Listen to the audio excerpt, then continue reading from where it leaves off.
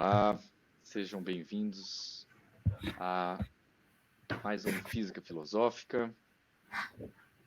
Eu sou Ricardo Espanhol Martins. Estou aqui acompanhado do meu amigo Luiz Maurício Bentin. Eu sou da área da física, o professor Luiz é da área da filosofia. O Física Filosófica é um projeto de extensão que nasceu no Instituto Federal do Triângulo Mineiro, no ano de 2018. Um projeto transdisciplinar, né? Inicialmente éramos apenas eu e Luiz, depois o projeto foi crescendo com o passar do tempo. Nós temos vários colegas de diversas áreas, da biologia, da matemática, sociologia, e que frequentemente estamos aqui, estão colaborando, né, nos assuntos mais diversos. E hoje nós vamos aqui, então, continuar, fazer uma segunda parte do vídeo anterior, que a gente já está no nosso canal aí, que intitulado Doutrina das Cores, Debate entre Newton e Goethe. E hoje nós vamos continuar a nossa conversa com Schopenhauer e física contemporânea.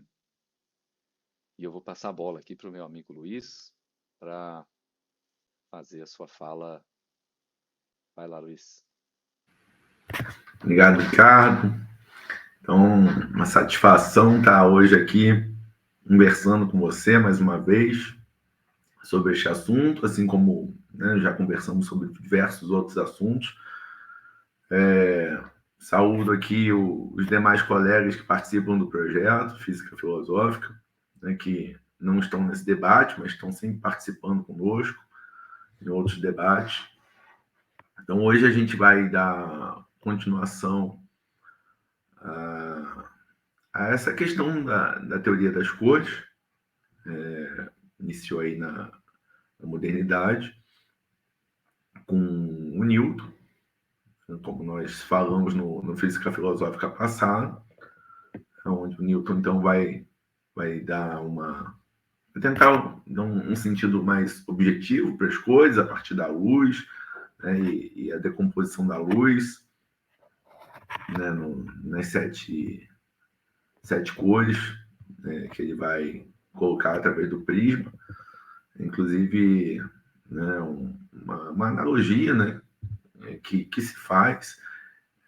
Isso não é próprio do Newton, né, mas ele também não foge a isso. Não, uma analogia que se faz com as sete notas, né, os 7 tons musicais, né?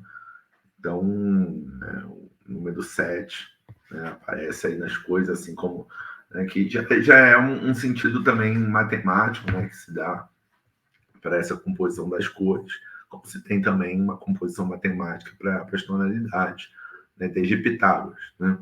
Então, não é nada novo, né, mas é essa analogia que nós podemos aí colocar. Posteriormente a isso, nós iniciamos o debate com o Goethe que não aceita, então, a teoria do Newton e vai estabelecer sua própria doutrina das cores. É uma obra ampla, onde o Goethe ele quer ir direto à natureza com uma resposta ao sentido das cores. O Goethe, na verdade, não quer fechar uma teoria como o Newton. O Goethe ainda prefere deixar em aberto. É uma questão até poética, assim, do sentido do Goethe e a maneira como ele vai interpretar as cores. As cores têm uma questão que vai se relacionar com a moral, né, com outras questões, né, da sensação, né, que não essa objetividade matemática que o Newton, né, dá. Tanto é que ele é visto mais... hoje em dia ele é visto como um grande físico, né? mas na visão ali do Goethe e do Schopenhauer, que nós vamos tratar dele hoje, o Newton é visto mais como um matemático, né? É um sujeito que vai matematizar as coisas. Então, essa é a visão que eles têm do Newton. O Schopenhauer, ele quando ele conheceu o Goethe, ele era um jovem, né, tinha acabado de defender a sua tese de doutorado, que é sobre a quadrúplice raiz do princípio da razão suficiente. Esse é o título, em 1813. E o Goethe escreveu a Doutrina das Coisas em 1810. Então, o Goethe já era bastante reconhecido na época que ele conheceu o Schopenhauer. Schopenhauer era um jovem filósofo. Schopenhauer conheceu o Goethe através da mãe dele, né, da mãe do Schopenhauer, né, que apresentou o Goethe ao Schopenhauer. Ela fazia parte lá do círculo do Goethe, em Weimar. E o Schopenhauer, então, ele vai conhecer o Goethe vai se interessar, vai achar que ele tem um certo brilhantismo, e vai encarregar o Schopenhauer, digamos, de terminar a obra dele, né? Não num sentido de coautoria, né? Mas assim, escreve aí, porque né, ele já tinha escrito muito, né? Como eu falei, a obra sobre a doutrina das coisas do Goethe é grande, e não tem ela toda traduzida em português. A gente só tem a primeira parte em português e o resto não está traduzido. Acho que isso não chega nem, chutando aqui, não chega nem a 1/3 da obra total. E o Schopenhauer, então, vai se interessar por isso, né? Assim, essa incumbência que o Goethe dá a ele, vai escrever sobre isso, vai tentar formular uma teoria das cores, filosoficamente, e vai entregar para o Goethe ler. E o Goethe ele não vai ficar tão satisfeito assim com o resultado, porque o Schopenhauer, apesar dele apoiar a visão do Goethe, ele faz certas críticas ao Goethe. E essas mínimas críticas já são suficientes para, digamos, ferir o ego do Goethe, né, ao ponto dele ficar insatisfeito com o resultado do Schopenhauer. E o Schopenhauer também, ele tinha uma certa soberba, né?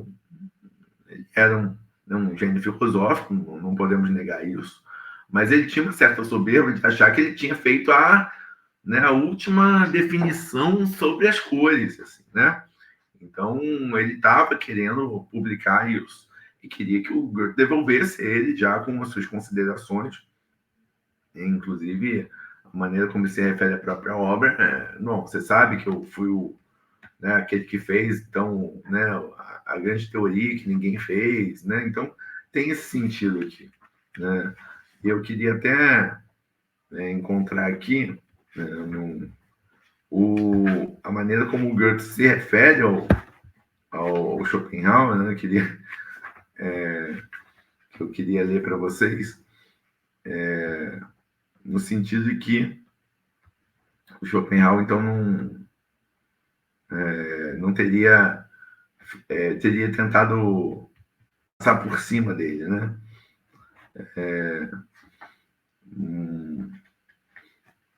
Deixa eu ver se eu encontro aqui, porque é muito bom, porque, assim, o modo como o Goethe fica incomodado, né?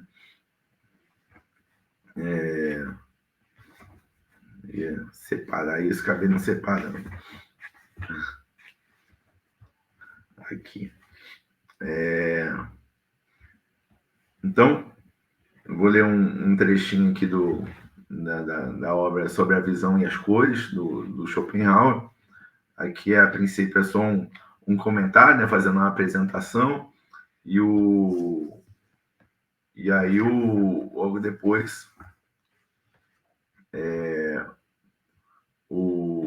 vai se falar o que o Goethe pensou sobre isso, né? Então, o Schopenhauer aí vai falar assim, né, se referindo ao Goethe. Ele, porém, exigiu a mais incondicional concordância, nem mais nem menos.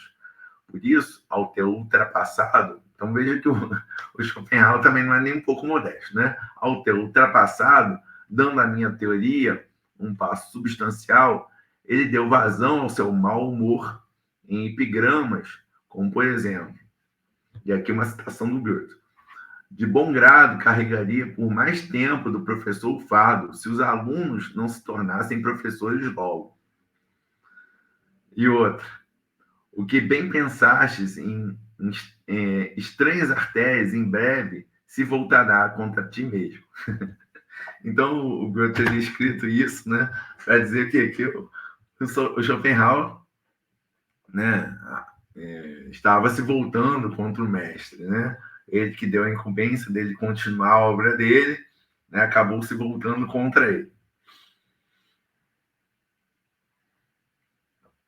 E o Schopenhauer ele não entendia que ele tinha se voltado contra o Goethe, mas, de certa maneira, ele achou que ele tinha ultrapassado o Goethe, né? Assim, não estou indo contra o Goethe, mas quem fez a teoria definitiva sobre as coisas fui eu, né? Então, nem um pouco modesto nesse sentido. Né?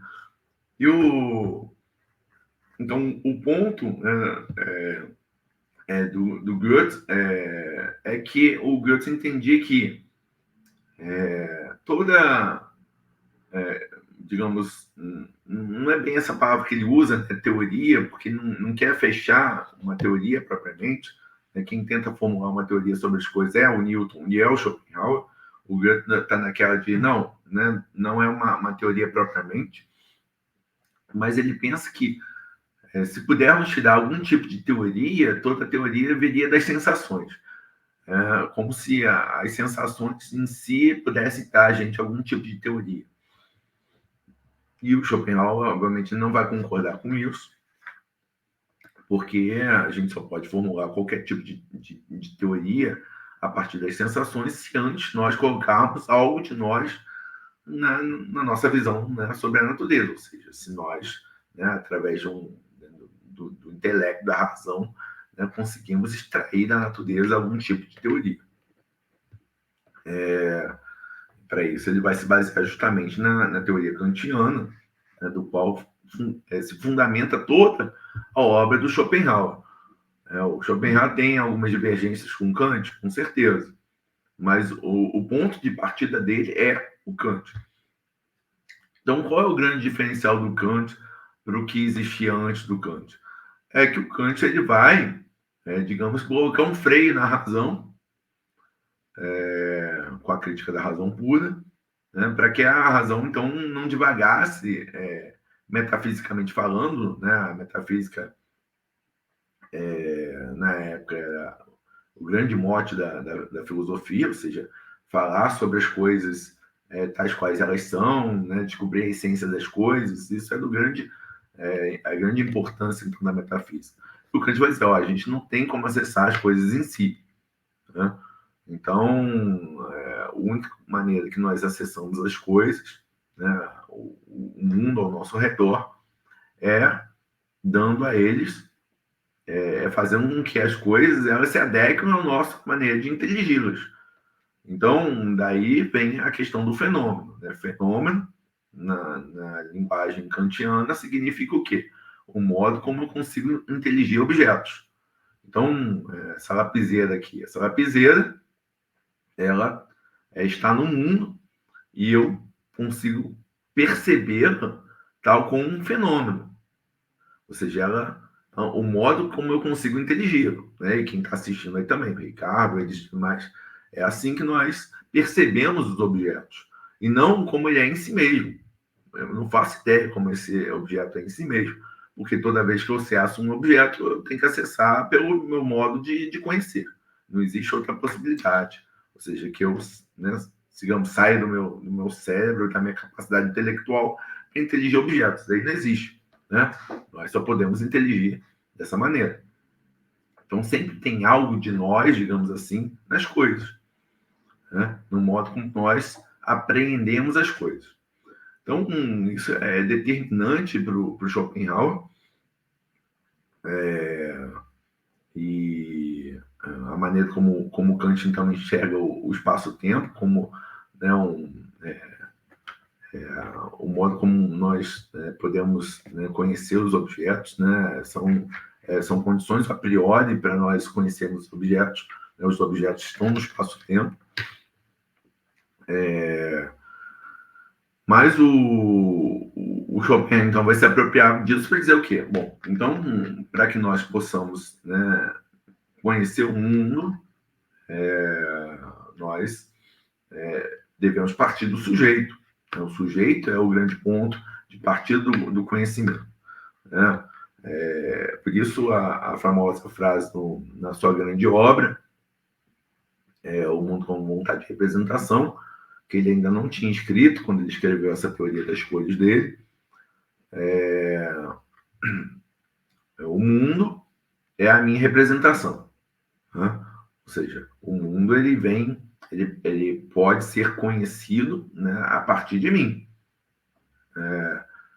E esse mim aqui sou eu, porque eu estou falando, mas se fosse o Ricardo, era ele, né? Então, é nesse sentido. O eu, o sujeito, é aquele que consegue perceber o mundo, né? Então, o que é pensar, né, uma objetividade sem o sujeito? O Schopenhauer não faz sentido algum. Existe um mundo sem mim. Tá. Mas eu não posso conhecer esse mundo se não for através de mim. Então, é irrelevante que tenha um mundo sem mim. Nesse sentido, porque eu só posso saber desse mundo por mim, né? E por mais ninguém, mesmo que outras pessoas tenham essa capacidade. Mesmo que o Ricardo fale, eu também, mas eu não vou conhecer através do Ricardo, não adianta, né? E da mesma maneira, então, o ponto de partida do Schopenhauer é fisiológico. A primeira questão dele é a visão, né? Antes das cores. Então, é entender que eu só vejo algo porque eu vejo com o intelecto.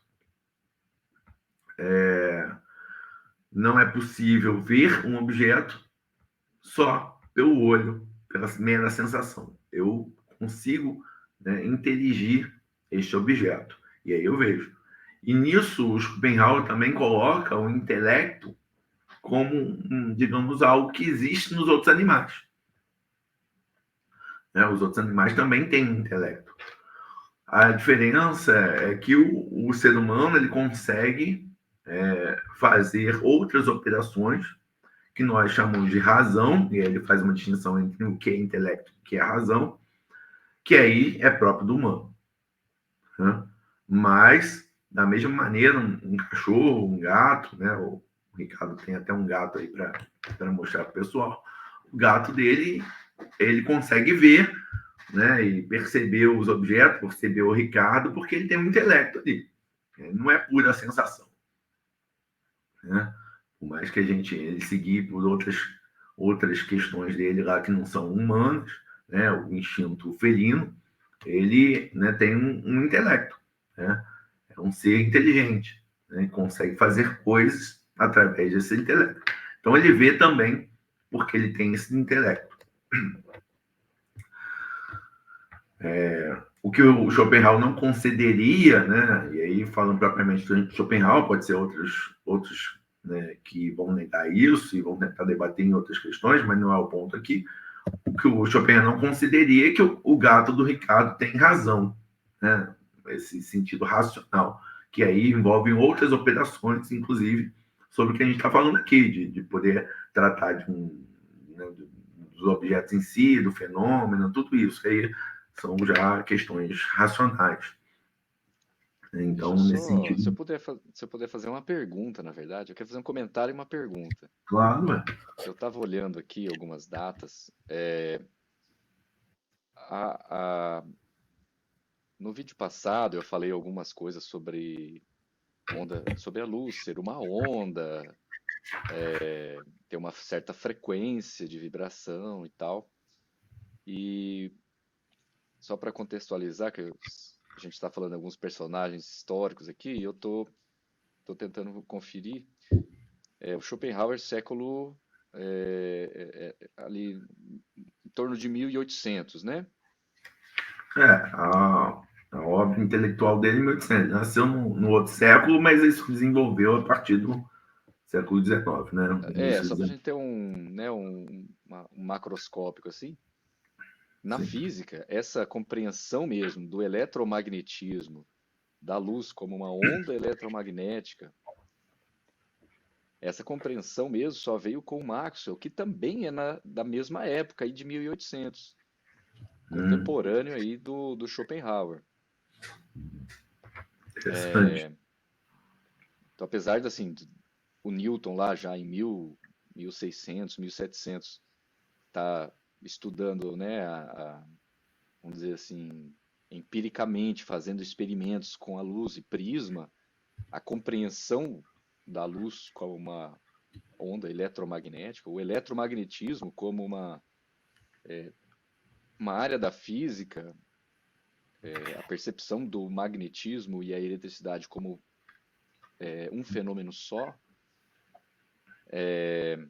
vem nessa mesma época. Então acredito que o Schopenhauer, não sei se tinha a leitura, o conhecimento assim dos trabalhos do Maxwell na época. Então só para contextualizar o tempo assim, né, onde as coisas que a gente está falando estão acontecendo, né? Então, apesar de, obviamente, a gente entende cores porque tá na experiência diária, mas a compreensão física mesmo, ela vem nessa mesma época aí.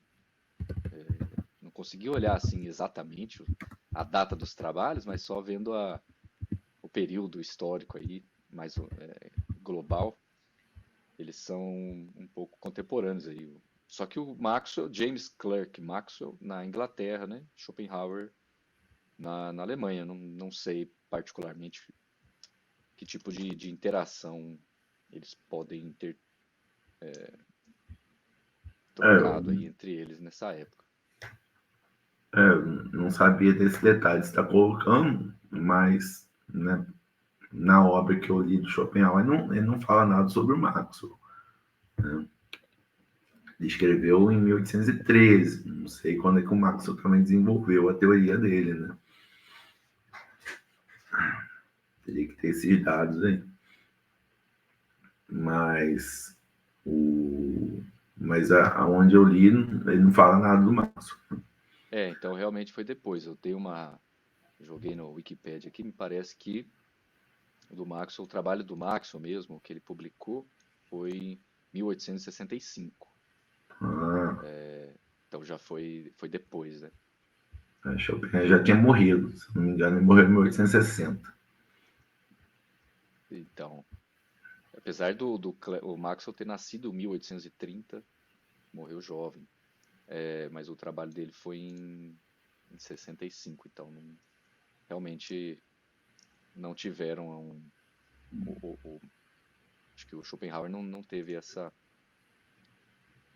infelizmente aí não conseguiu. E essa questão dele ser ainda mais com Newton, né? Com os Isso. newtonianos. Né? Sim, sim. E ver como uma... Agora, eu queria fazer uma pergunta, você está falando algumas coisas, se você souber me responder, né? Então, só para ver se eu entendi direito, o Schopenhauer propõe uma espécie de um relativismo da realidade. A realidade é o que eu consigo, baseado nas minhas experiências. Ela não existe fora, pelo menos a realidade que eu percebo, ela não existe fora de mim, ou Na fora da minha verdade, experiência.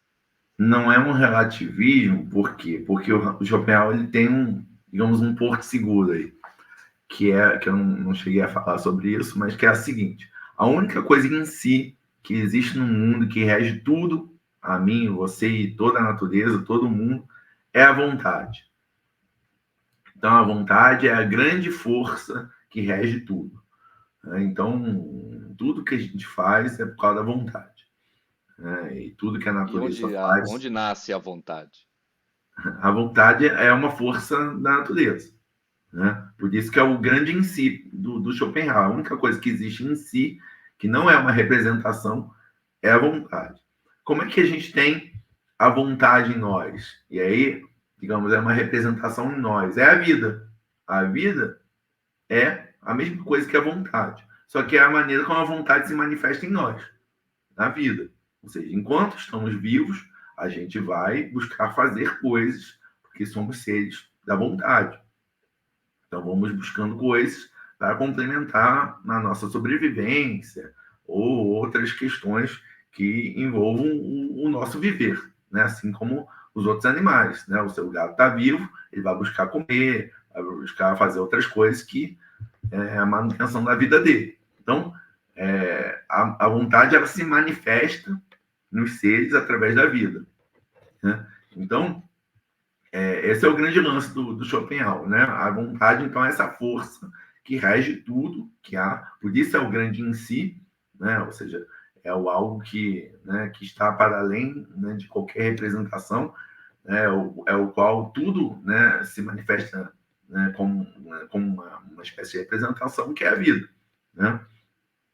Então, somos seres desejantes, né? E aí vem também a questão da teoria dele né, do sofrer, né? Ou seja, a gente, né, sempre vai sofrer, né? Digamos, né? Para cada 10 coisas, né, 9 a gente vai sofrer, uma a gente vai, né, conseguir se beneficiar, e assim é a vida, né? A vida é esse sofrimento, né? Por isso que ele é visto até como um filósofo do pessimismo, né? Mas essa é a questão dele, né? Então, a questão da vontade. Que o Nietzsche, inclusive, vai, né, beber para desenvolver a sua teoria, né, filosófica. O Nietzsche dizer que o Schopenhauer é um grande mestre, né? O Nietzsche falar isso, né? Porque ele não gostava da maioria, mas ele admira o Schopenhauer. A única coisa que ele não vai gostar muito é a questão do pessimismo. O Nietzsche já vai tentar jogar para um outro lado. Mas ele vai gostar muito da teoria do Schopenhauer, né, na questão da vontade, né? Tanto que ele vai desenvolver a questão da vontade de potência e tal, né? Já é Nietzscheano. Então, não é, né, não tem sentido relativo nisso, né? O que ele quer dizer é o quê? É que eu só percebo o mundo através de mim. Eu não tenho uma outra maneira de dar uma objetividade, porque eu não tenho acesso às coisas direto, e ninguém tem, né? É isso que ele vai falar, ué. Como é que eu vou acessar o mundo diretamente se eu tenho que sempre passar por mim para acessar o mundo? Então, o mundo sempre vai ser uma representação minha, né? É nesse Mas sentido. quando Schopenhauer lê, sei lá, Platão, ele não está acessando através de outra pessoa? Mas ele que está lendo Platão, né? Ele pode tentar, através, né, ver a teoria de Platão, mas ele vai discordar, obviamente, da teoria de Platão, porque Platão vai postular, né, que existem objetos fora, né, num lugar inteligível, né, e são coisas eternas, do qual tudo, né, está baseado nisso, né? Então, isso aí o Schopenhauer vai negar, né, nesse sentido. Né? Mas eu acho que a questão é, eu leio um filósofo, né? Eu acesso, digamos, as ideias dele, eu percebo como ele entende as coisas, mas sempre a partir de mim, né? Ou seja, sou eu que estou lendo, sou eu que estou percebendo, sou eu que estou contestando ou concordando, então é sempre nesse sentido que ele vai colocar. Eu penso que Não queria interromper o fluxo das coisas, mas eu não, queria mas fazer o essa nosso debate pergunta. é esse, né? Esse que é o grande lance, né? Você trazer essas questões para que a gente possa desenvolver, né? Até um modo de eu pensar digamos, com o filósofo, né, pensa, né? Eu acho que o lance é esse, né? Não é nem propriamente concordar com o filósofo, né? mas tentar defender as suas ideias. Se a gente está falando dele, eu vou defender as ideias dele. Se estivesse falando de outro, seria de outro. Então, esse é o grande lance aqui, né? Tentar aí desenvolver a partir dele, e não simplesmente, né, deixar para lá. Então, acho que é pertinente isso que você colocou, né?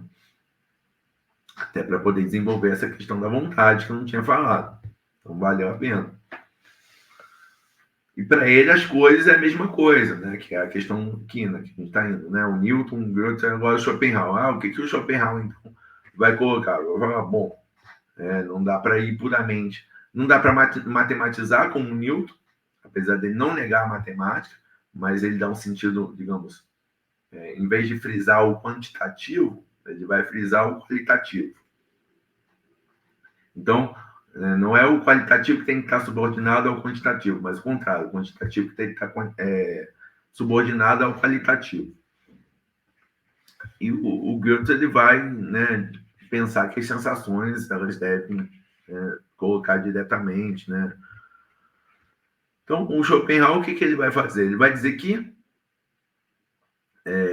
depois a gente fala da visão propriamente, então como é que a gente vê o mundo, né? Ele vai dizer que tem uma divisão extensiva. Primeiro, bom, eu vejo o mundo, né, de uma forma mais ampla, eu posso ver várias coisas, né?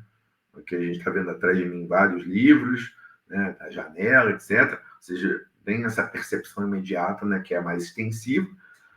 Tem uma intensiva, que é a gradação da luz, da maneira como a luz me permite enxergar.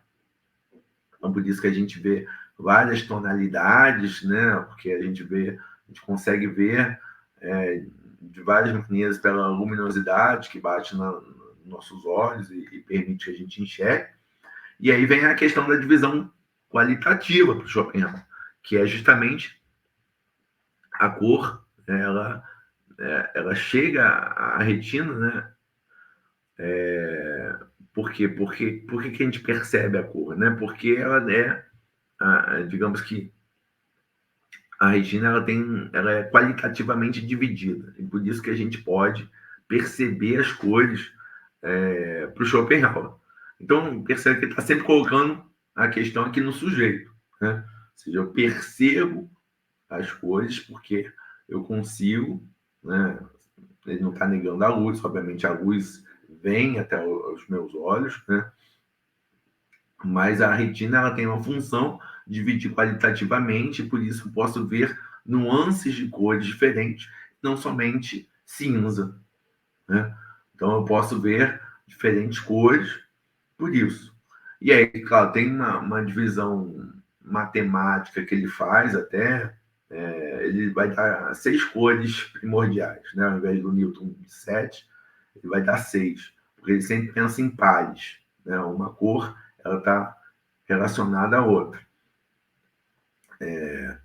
Então, um C6 para ele é as primordiais, e ele vai fazer lá uma divisão quantitativa de 1 é a branca, a 0 é a cor escura, e aí ele vai dividindo lá em um sobre 2, 1 sobre 3.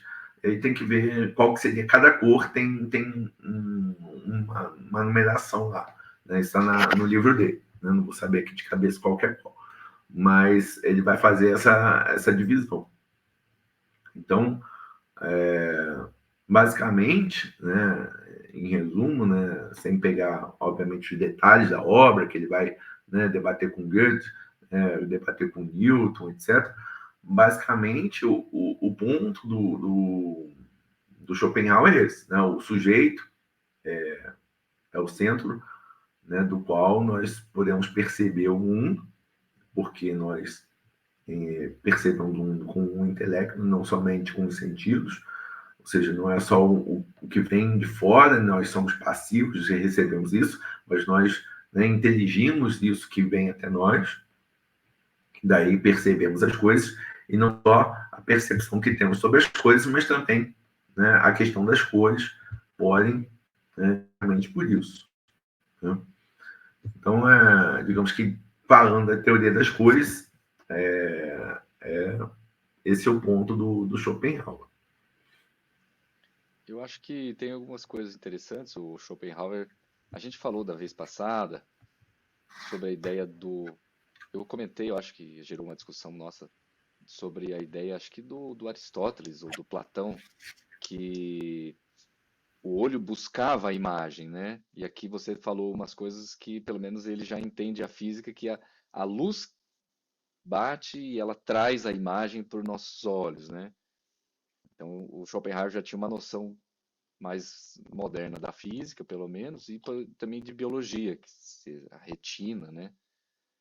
Você falou Sim. da retina, então já tem uma noção um pouco mais moderna. Eu não sei agora, a gente está sem nossos colegas biólogos aqui para falar quando que a, a- as células da visão foram descritas ou descobertas, assim, eu não sei. O microscópio em si foi inventado ali no século, acho que 17, por aí, 1600 e alguma coisa. Mas eu não sei exatamente agora quando que as células da retina foram estudadas, né? Mas só para complementar, você falou que ele propôs seis cores primordiais, branco sendo uma delas, né? Na verdade, o branco e o escuro não seriam coisas primordiais, só eles seriam parâmetros para as outras, no sentido Ah, que o tá. branco é o número um e o escuro é o zero. Mas se contar essas duas, seriam oito, mas ele fala branco e escuro não são cores para ele. Né? Os outros é que são com cores, nesse sentido. Já não era para o Newton também, então ok. O Newton lá atrás que diz, foi o primeiro, pelo menos na história assim que a gente conta, a ver que o branco não é uma cor, ele é a composição de todas as cores, né? Assim Sim. como o escuro é a ausência de todas as cores, né? Não seria uma cor propriamente dita, né? Mas depois a gente pode pedir para algum colega complementar, mas Só pegando aqui do até onde eu. livro, e tirar essa curiosidade logo, né? Seriam os extremos, então, né? O escuro, um lado, o branco na outra extremidade, e as cores que se complementam, como eu falei, ele fala em pares, né? Ou seja, uma tende mais a um lado, outra tende mais ao outro lado. Então, seria violeta e amarelo, azul e laranja, verde e vermelho. Essas seriam as cores primordiais aí para o Schopenhauer. Violeta, laranja.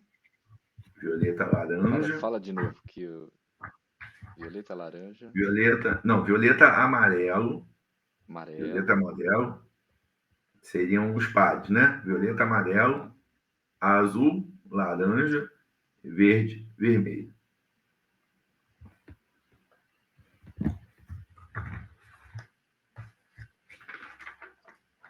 É,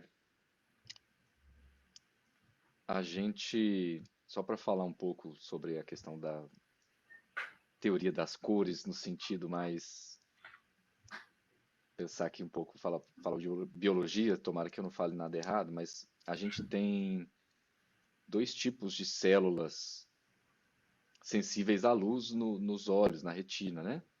A gente tem os cones e tem os bastonetes. Os bastonetes, eles só detectam a intensidade da luz. Eles não veem cores, não distinguem a frequência. Então, eles são responsáveis por uma visão mais preto e branco, né? Só vê claro e escuro, tons de cinza.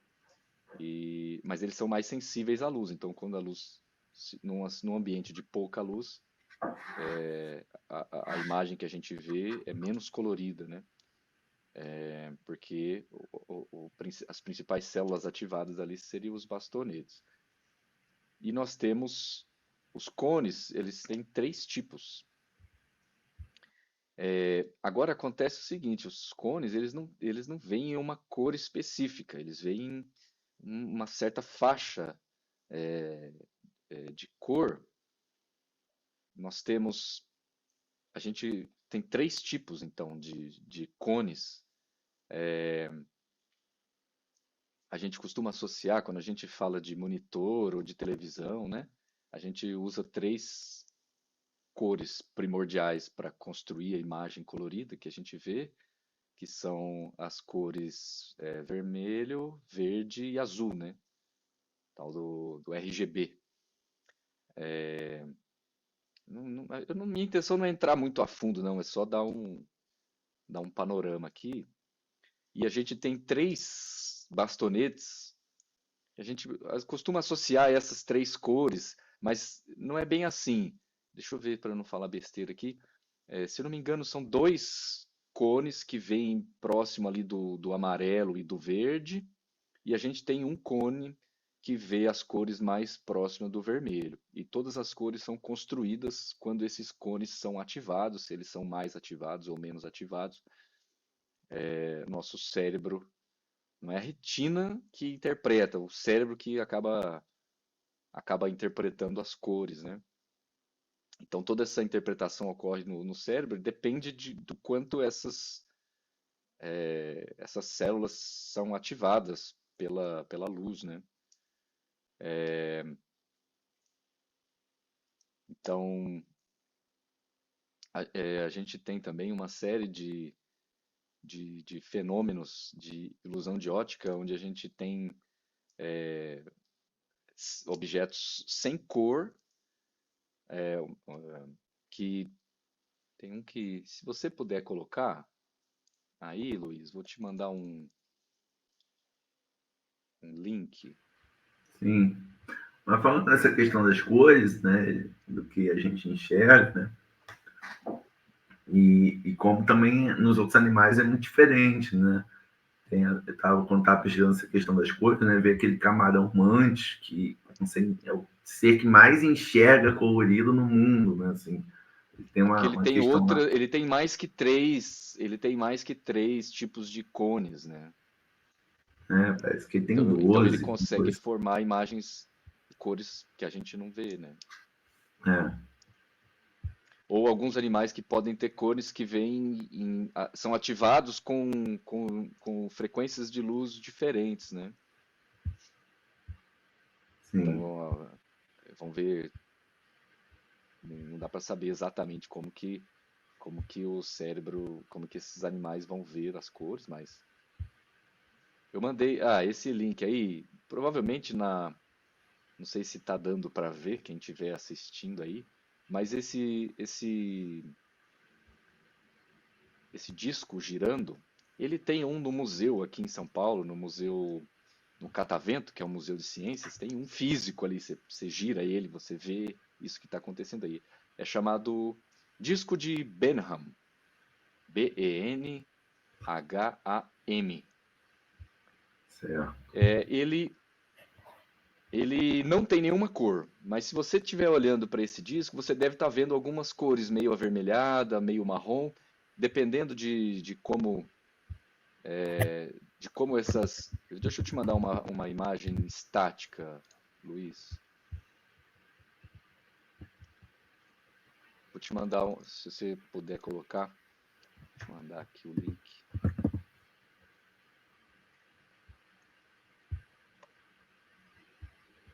Você deve estar vendo alguma cor aí, algum tipo de cor. Dá para Assim, ver nome, bem, isso.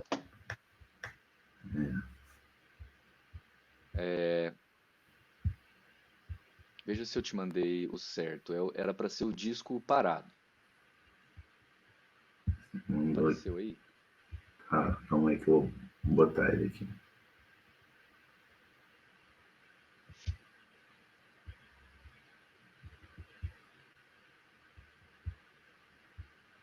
Essas cores que você viu,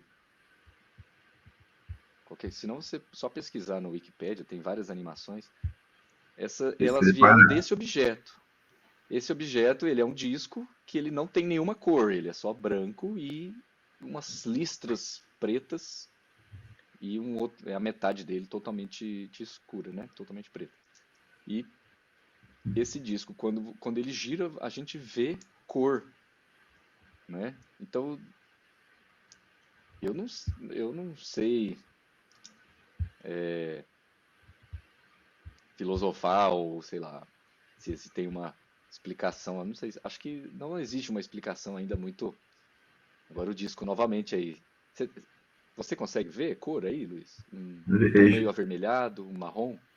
E até aproveito para falar que, digamos, essa brincadeira aí com o disco, o Schopenhauer já fazia. Ele até fala sobre isso, de botar um disco branco no fundo negro, aí você depois tira rápido, e aí você vai, bota em outro fundo, e você vai ver alguma outra cor lá, né? Por um momento, obviamente depois some, mas ele quer dizer assim, Aham, que isso já acontecia, né? Nas experimentações dele, né? E aí o Benham ele vai, né, mostrar isso aí com fazendo girar, né? Mas o Schopenhauer já brincava com essa questão do disco também, nas aham. experiências dele. Então, deve estar dando para ver uma cor meio avermelhada, às vezes dá para ver alguns tons de amarelo, dá para É, ver, dá para ver um marrom. Depende, tem outras animações na internet, a hora que você muda o padrão das listras, ou muda a velocidade que ele gira, você vê outras cores. Dá para ver um pouco de verde, às vezes. Então, de fato, o que será que é a cor, né? Não sei, para mim esse tipo de ilusão assim coloca muito em xeque assim qualquer tipo de teoria de cores, né? Como que você explica? Não tem nenhuma cor aí, né? É só um disco girando e você vê cor. Não tem cor. E não está acontecendo nenhum fenômeno, tipo refração, ou, né, a cor branca está sendo desviada nas suas componentes. A gente só está vendo um disco girando. Se você para de girar, você vê que ele não tem cor nenhuma. É só exato. preto e branco. E tem inúmeros tipos de ilusão, assim, de ótica, que faz a gente ver cores onde elas não estão, ou é,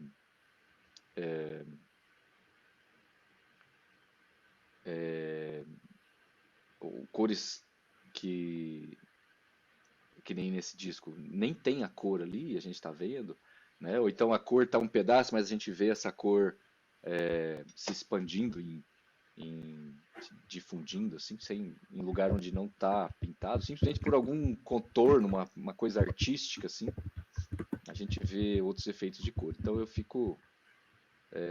sempre tento, é sempre interessante para mim lembrar desses fenômenos de ilusão de ótica que, né, Sim. será que, como que se explica esse tipo de coisa com uma teoria do Schopenhauer, por exemplo, né, falando sobre as cores. É lógico que tem uma percepção, não sei se você consegue comentar sobre isso.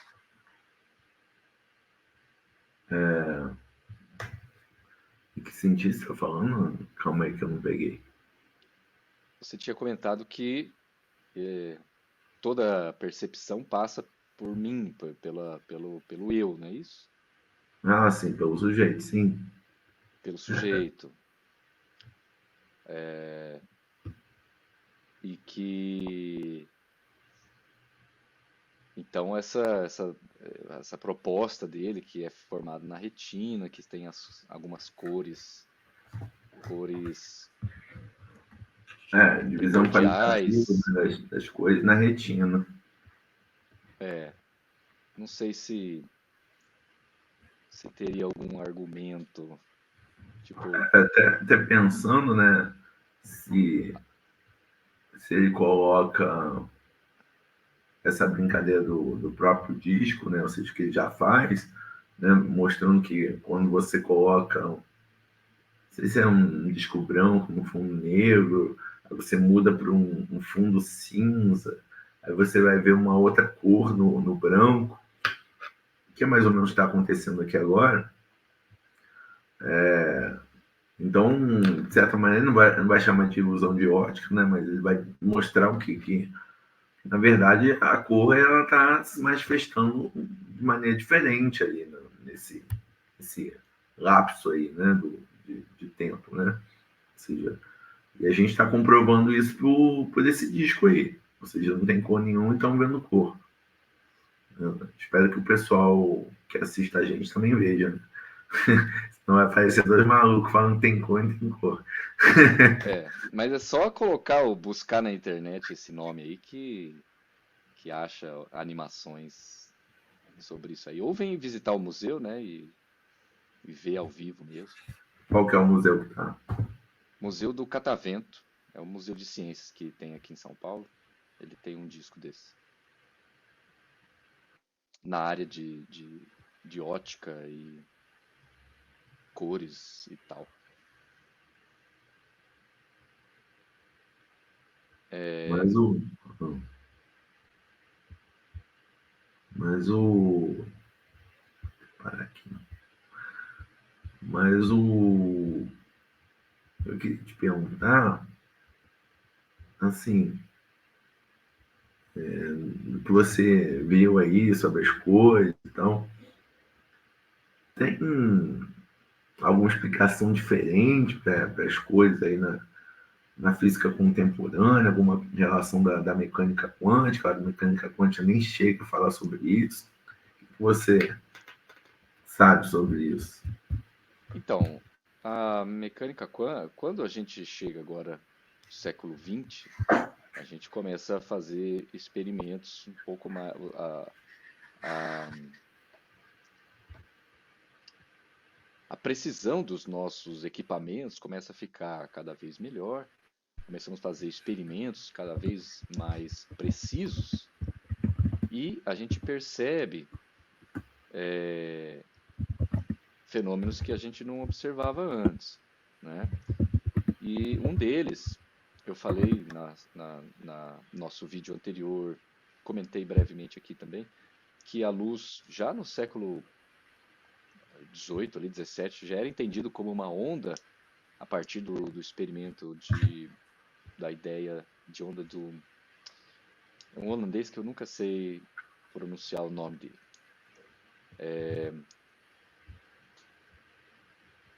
Mas o Newton havia proposto que a luz era feita de partículas, né? Mas essa ideia de partículas, apesar dele desenvolver bem a ideia das cores, a ideia das partículas não conseguiu ser muito bem sucedida. E esse modelo de ondas muito mais bem sucedida no sentido de que adotado pela comunidade acadêmica, os experimentos que se faziam todos mostravam que a luz tinha propriedades ondulatórias. Agora, quando a gente chega já no século XX, 19, 20, a gente começa a ver que a luz não é totalmente explicada pela teoria ondulatória, como ondas. E de fato, ela também tinha características corpusculares, partículas, né? Só para diferenciar, ondas, ondas interferem. Eu consigo colocar uma onda em cima da outra e elas formam um padrão de interferência. Como você tem ondas num lago. Por exemplo, você gera uma onda quando você mergulha na piscina. Se duas pessoas entram na piscina, vai gerar duas ondas e essas ondas passam uma por cima da outra. Isso não acontece com partículas. Todos os objetos que não são ondas, são partículas, quando você não tem os dois objetos não ocupam o mesmo lugar. Duas partículas, se elas se encontram na mesma posição, elas colidem e mudam a sua direção, né, de movimento. E a gente viu que a luz tinha essa característica de fazer interferência com duas ondas de luz, dois feixes de luz faziam o padrão de interferência, mas à medida que a gente apurou os experimentos, viu que também ela interagia como se fosse partículas, né? Ah, a gente está falando aí no início, então, da mecânica quântica, e essa compreensão foi muito importante para o desenvolvimento de toda a teoria quântica, e a teoria quântica ela essa né, conjunto de ideias ali que descreve muito bem os sistemas microscópicos, atômicos, subatômicos, né? Então a gente vê que as partículas subatômicas têm essa propriedade, todas elas, não apenas a luz, mas têm essa propriedade dual, de se comportarem como partículas e ondas, chama-se dualidade, onda-partícula. E então, quando elas interagem como partículas. Você vê pontos num detector. E quando elas se propagam, quando elas viajam, elas se propagam como ondas que se espalham, né? Tem uma certa frequência. Então, dependendo de como você está, que tipo de experimento você está elaborando, você vai observar características ondulatórias ou corpusculares. Todas as partículas fundamentais têm ambas. Essa é uma propriedade que a gente não vê na matéria, né? No mundo clássico, melhor dizendo, né? E aí a gente vê que a energia, cada partícula de luz, que é chamada de fóton, acho que foi, se eu não estou enganado, o Einstein que acabou nomeando essas partículas de fóton, eles, dependendo da frequência dessa cor, eles vão ter uma maior quantidade de energia que pode ser transferida, né, transformada em outros tipos de energia. Então, as cores mais para o azul carregam mais energia. As partículas de luz associadas à cor azul, elas vão estar carregar mais energia. E as partículas com menor frequência, ou seja, as mais próximas, se a gente pensar no arco-íris, né? Vermelho, laranja, amarelo, verde, azul, azul escuro. Quanto mais escuro o azul, né, mais essas partículas vão ter mais energia, essa luz vai carregar mais energia. E quanto mais para o vermelho, menos energia, né, essas partículas têm. E aí, esse acaba sendo um problema filosófico também. Hoje em dia a gente chama problema a área da física que vai se preocupar hoje em dia com esse tipo de interpretação, a gente chama seria a área de fundamentos da física, né? Então, o que significa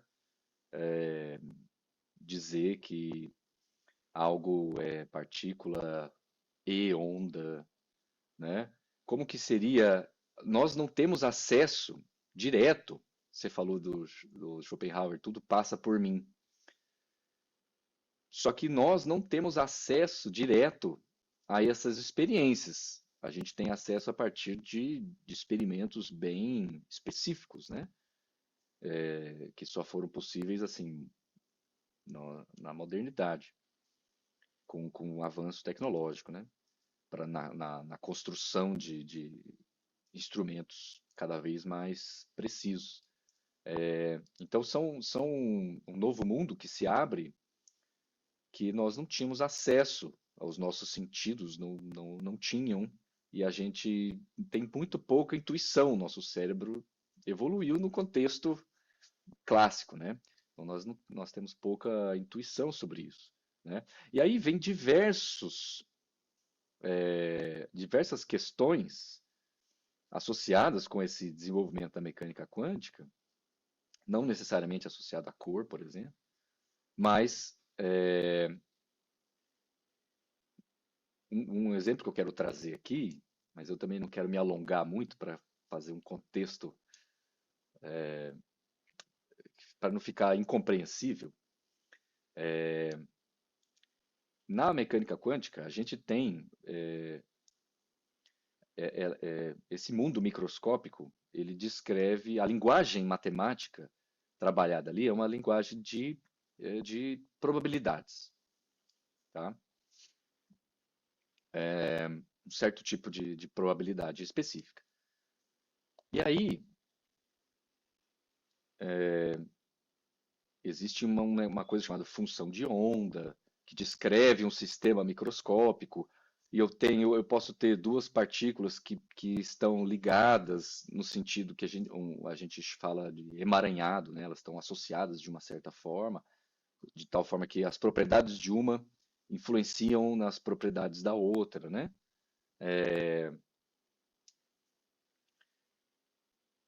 E onde eu quero chegar? Existe uma discussão filosófica que é qual é o papel do observador.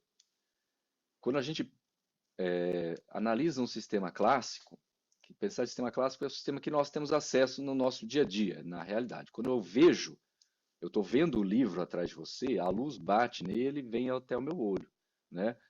E nessa descrição, a luz não interage, ela não muda o estado do livro, né? Classicamente falando.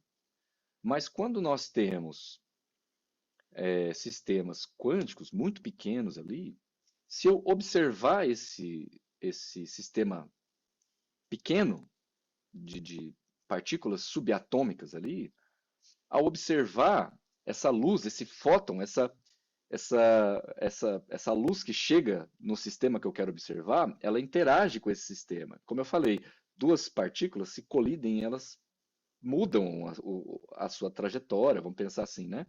O seu, suas propriedades que elas tinham antes da colisão. Então, agora, ao interagir, ao observar, ao medir esse sistema, ao medir alguma propriedade desse sistema, eu interajo com ele. Então, a luz, se eu pensar num átomo específico, né, ao tentar ver, olhar para esse átomo, eu envio, ou melhor, a luz, uma partícula de luz, interage com ele, e aí ela vem até o meu olho. Mas quando a luz interage, ela muda o estado desse sistema.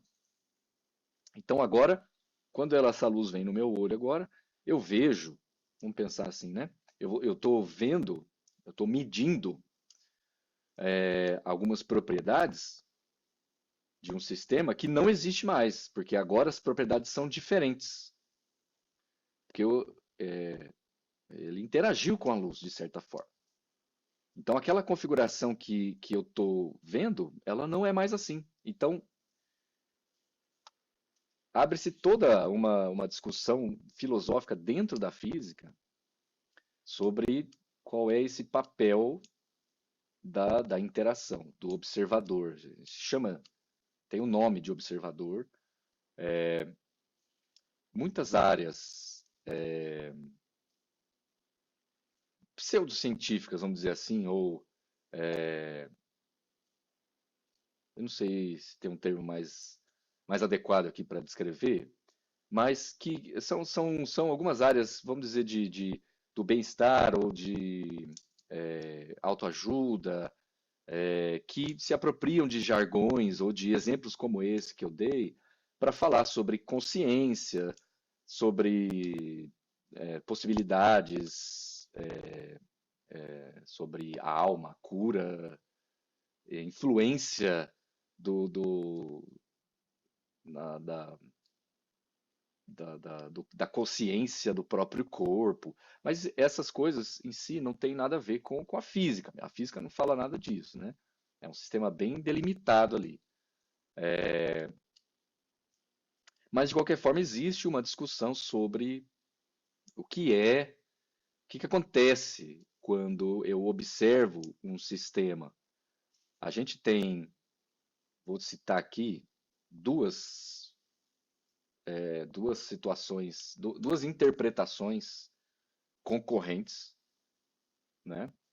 A mais famosa é conhecida como interpretação de Copenhagen, porque havia uma escola de física lá, assim, Copenhague na época era um grande centro de formação ali, voltado na física quântica, onde liderado principalmente por Bohr e outras outras pessoas também, né? Onde que aí ficou conhecido como interpretação de Copenhagen, porque a interpretação deles era o seguinte: olha, eu não sei o que acontece, a gente vai chamar de colapso da função de onda. Então, antes de eu medir, o sistema estava havia um conjunto de possibilidades que esse sistema podia estar, ele estava, de certa forma, em todas elas ao mesmo tempo.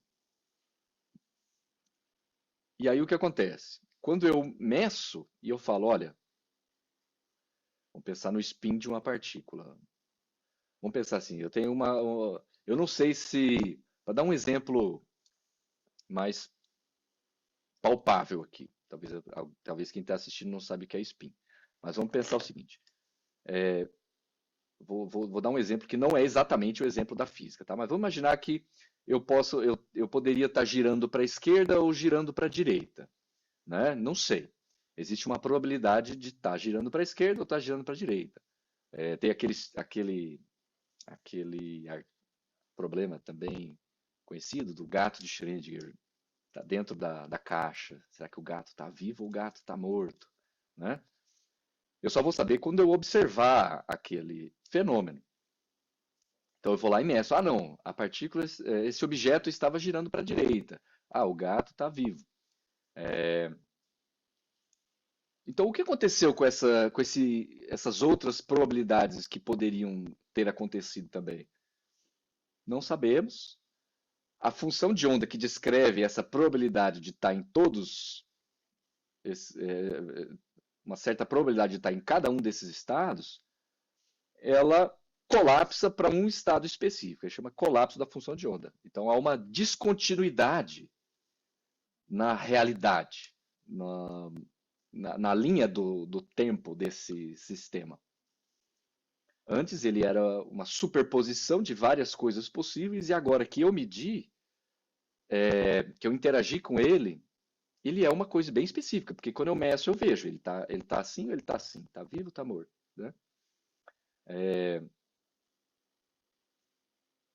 Então qual é o papel desse observador nisso, né? E uma outra interpretação é conhecida como a interpretação de Everett, ou dos muitos mundos, ou do multiversos, né? Então eu teria, de uma certa forma, todos esses estados emaranhados, é o termo que a gente usa, então eles estão associados entre si, de uma certa forma, eles podem acontecer, né? E quando a gente mede, o que acontece é uma perda de coerência. Então esses estados quânticos antes, eles estão, que a gente vai chamar de coerente, né? Quando eu observo, ocorreria uma perda dessa coerência, e essa perda dessa coerência daria origem a outros mundos possíveis, outros universos, que aí, como não há mais a coerência entre esses universos, agora nós teríamos. Não temos. Se nós estamos neste universo aqui, nós não temos mais acesso a este. Então, não há uma descontinuidade na realidade. Eu não estou dizendo que existia uma coisa e agora existe uma coisa só. Houve um colapso em um dos estados possíveis, né? Mas existe uma separação. Então, coisas que eram possíveis de acontecer, agora existe essa perda de coerência, essa decoerência. E como esses estados agora não existe mais essa coerência quântica, eu não tenho mais acesso a esse estado aqui. Então, eu estou aqui, né? Porque eu medi e o gato estava vivo. Mas existe um outro universo onde outra opção aconteceu, só que por esses estados não estarem mais relacionados, eles estão sem coerência, não existe mais essa coerência quântica entre eles, e eu não consigo voltar no tempo, eu perco o acesso àquele outro estado. Então são formas diferentes de tentar explicar a mesma coisa. Eu fui longe agora da luz que a gente estava falando agora lá atrás, né? Mas, enfim, tudo começou mais ou menos com a luz lá atrás, né? Começou com o Planck, começou com Einstein estudando tinha alguns problemas da física clássica, principalmente associado à natureza da luz. A gente, então, só para recontar, assim, para quem já se perdeu na linha do que eu falei aqui, a gente começa lá pensando na luz, né? A gente está falando de cor de luz, então os experimentos mostram que a luz tem outras propriedades, a gente vai mais a fundo, vê que a natureza é completamente diferente nesse mundo microscópico, não apenas a luz, mas tudo é muito diferente, e aí levam a outras coisas, outros postulados, outras regras, né? Outras leis da natureza, vamos pensar assim, nesse mundo microscópico, que nós não temos acesso direto, né? Mas que a gente consegue fazer experimentos, né? Hoje para averiguar, mas que ainda não tem uma interpretação clara do, assim, nossa, né? A natureza não liga para o que a gente interpreta se a gente escolheu a interpretação certa ou não. Mas, enfim, na nossa na jornada humana da vontade essencial, nós temos vontade de entender, mas infelizmente tem outras interpretações também. Acho que se você fosse listar, acho que tem uma lista no Wikipedia, sei lá, de umas 30 interpretações diferentes. Faz tempo que eu não olho essa lista, não sei se ela está atualizada ou não. De tentativas de interpretar esses fenômenos microscópicos. Todas elas resolvem algum problema, mas criam outros problemas filosóficos, né? E essa área, para quem se interessar, novamente, então, a gente chama de fundamentos da física.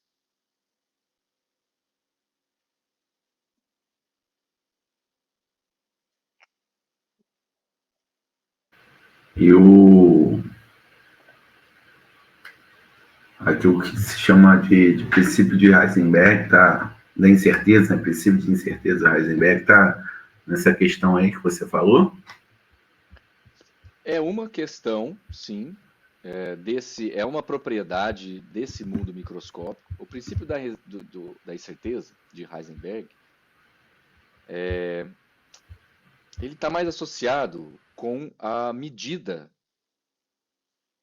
de duas propriedades conjugadas, tá? Então, uma das coisas esquisitas que a gente viu quando revelamos esse universo subatômico é que nessa escala, algumas coisas a gente não consegue medir ao mesmo tempo. Então, no mundo clássico, eu não tenho nenhuma dificuldade de medir a sua posição e a sua velocidade ao mesmo tempo. Você está aí, pode estudar a sua latitude, longitude, a sua altura, altitude, melhor dizendo. Fala, o Luiz está neste lugar e está parado nesse momento. E você continua parado e continua nesse lugar, né? Ao medir essas duas coisas, não mudou nada, né? Mas no mundo quântico, existe uma regra que impede que algumas propriedades sejam medidas ao mesmo tempo, simultaneamente. Ao medir uma, você altera a outra. Duas dessas propriedades, dessas grandezas, são velocidade, justamente eu usei esse exemplo, né? Velocidade e posição. Ao você tentar medir a posição, você interage e a luz que você vai usar para medir colide com aquele objeto, e ao colidir, ele muda a sua velocidade. Então, ao ter uma noção precisa da sua posição, você perde a informação precisa da velocidade. Então, você você tem você aumenta a precisão de uma medida, mas a outra você perde na precisão. Se eu tentar medir a velocidade de forma precisa, eu perco precisão na medida da posição. Então, existem propriedades conjugadas, assim, como posição e momento, na verdade. A palavra certa é momento, não é só velocidade, mas para a gente associar, acho que fica mais fácil. Então, eu não consigo medir essas duas propriedades com uma precisão arbitrária. Existe uma relação entre a precisão que eu consigo medir as duas. É mais uma dessas regras que a gente não tinha acesso nenhum no mundo clássico, mas ela surge quando a gente conhece melhor o mundo quântico aí. Mas ela não vai ter a ver necessariamente com essa questão que eu estava falando do observador, do colapso da função de onda ou dos muitos mundos de Everett. É Everett, para quem quiser pesquisar aí, né? Ela só vai ter essa interpretação, essa questão do Heisenberg é só sobre a precisão de medir duas coisas, algumas propriedades que são conjugadas. E elas estão sempre em pares também. Pode falar. De falar do observador já mostra aí como na mecânica quântica a questão do observador é importante, né? Mas aí tem que tomar cuidado. O próprio Bohr lá atrás definiu esse observador. A gente usa na física até a palavra observável para essas grandezas que a gente mede, não como um observador, como uma pessoa que tem consciência. É um aparato mecânico que interage com o sistema. Pode ser eu ou você, ou pode ser uma máquina. Não tem essa questão da consciência. Mas, obviamente, tem alguns físicos e alguns não físicos também que tentam, de certa forma, avaliar o papel da consciência nesse tipo de fenômeno. Porque, querendo ou não, mesmo que seja uma interação puramente mecânica de uma máquina, foi uma consciência, nós, eu, você, que decidimos eu quero construir uma máquina para medir esta propriedade agora, né? Então, poderia-se, de uma certa forma, argumentar algum papel da consciência nesse tipo de situação, né? Sim. Mas de certa maneira, os instrumentos, né, eles são uma extensão, podemos dizer assim, de nós, né, como uma forma de Pois é. observar. Essas coisas acontecem na natureza sem a gente observar, né? No mundo microscópico elas estão acontecendo ali, Sim, independente de nós. Mas nós temos um papel que hoje em dia nós podemos observar, né? Nós podemos interagir com a natureza nessa escala microscópica. Então, como você falou. Eu também não sei argumentar de forma muito precisa sobre isso, não. Eu não tenho uma opinião muito formada, é um assunto muito complexo, assim.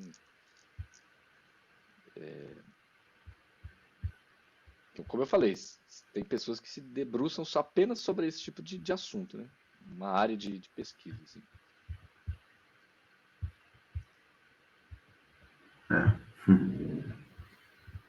certeza, bastante interessante e questões aí para novos debates, né?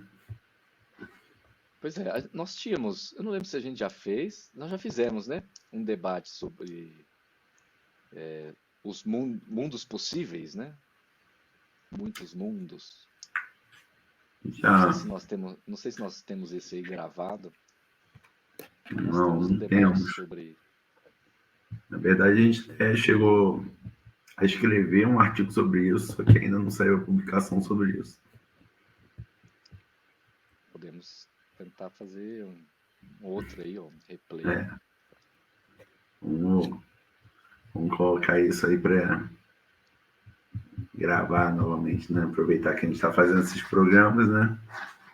Lançar outras temáticas aqui para Física Filosófica. É.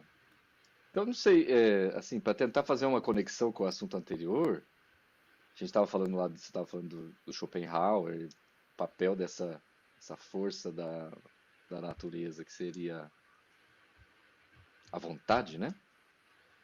Sim. E, e essa questão da nossa percepção.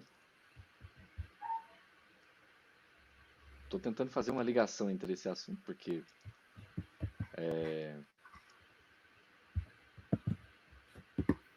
tem um fio aqui, né? Tô tentando falar sobre a questão da consciência, assim, mas realmente é um ponto que tem que andar com cuidado quando a gente vai falar dessas interpretações aí da mecânica quântica. Mas é muito interessante, eu acho que nessa área aí, tanto filósofos quanto físicos se debruçam, né? E acredito que poderia ser possível aí uma inspiração de, de, de algum filósofo como Schopenhauer, né, para tentar contribuir para esse tipo de fenômeno. Eu penso que sim, né? Porque, digamos que faz parte,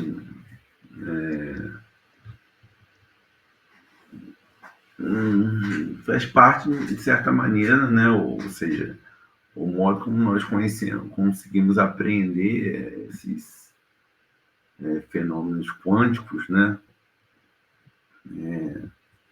A partir da nossa capacidade de percebê-los, continua, né, de inteligir-los, mesmo que a gente utilize instrumentos para isso, né? Ou seja, continua fazendo parte mais ou menos né, do que Kant colocou, né? Ou seja, né, o que em si, né? Tem até uma discussão sobre isso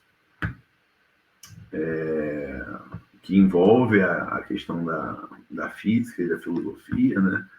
Que é o realismo estrutural, né? Tentando entender que seriam essas propriedades aí do, dos. Como é que a gente chama essas partículas fundamentais, né? Aí se dividiria em dois tipos, né? Um entenderia que o realismo estrutural epistêmico, que seria mais ou menos como a interpretação kantiana, ou seja, é o que a gente tem das partículas fundamentais é o que nós conseguimos aprender delas, né? Mas o que elas são em si a gente não tem como. E outro que é um pouco, na minha visão, um pouco mais ousado, que é o realismo estrutural ôntico, que vai dizer que as propriedades das partículas fundamentais é o em si que nós conseguimos aprender, portanto não tem nada além disso. Então, se nós conseguimos calcular ou entender essas propriedades, já é o que há. Né? Então, continua em cima dessa discussão que nós estamos colocando aqui, né? Ou seja, o que é de fato, né, esse universo quântico, né? É, essa, essa interpretação de Copenhagen é, de certa forma, uma corrente filosófica que vai no sentido disso que você está falando, porque às vezes a gente até chama de, usa um nome, um certo apelido assim, é tipo, fique quieto e calcule. As contas ali, os resultados dão certo, os experimentos batem. Para que você quer saber a interpretação disso? Que você tá. Não tem nada a se ganhar. O que existe é essa matemática, as regras algébricas eu conheço, E eu manipulo elas e faço previsões e testo experimentalmente. O que isso significa não interessa. Por isso o nome Fique Quieto e Calcule. Sim. Mas, obviamente não é uma unanimidade assim, né? As pessoas querem tentar entender mesmo assim, né?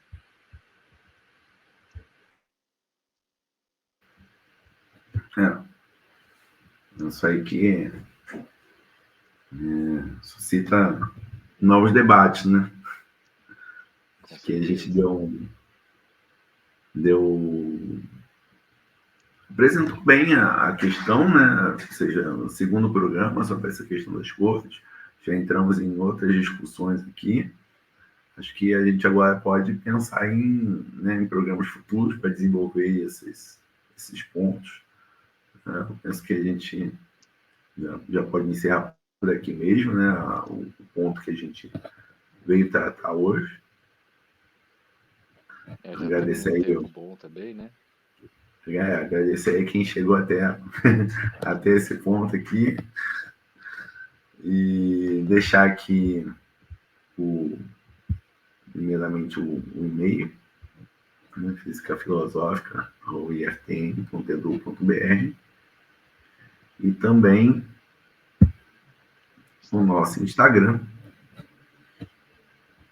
para quem quiser seguir a gente, e que aí Mandar acesse, perguntas, né? né?